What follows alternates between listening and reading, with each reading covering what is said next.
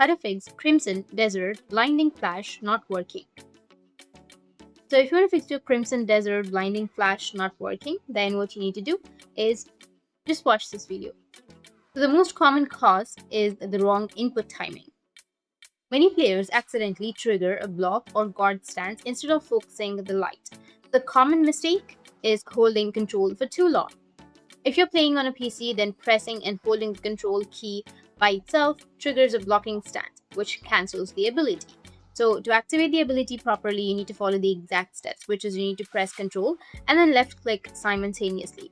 Immediately release the control key but continue holding the left click to aim. Once aimed at your target, you need to tap and hold the control key again to trigger the flash.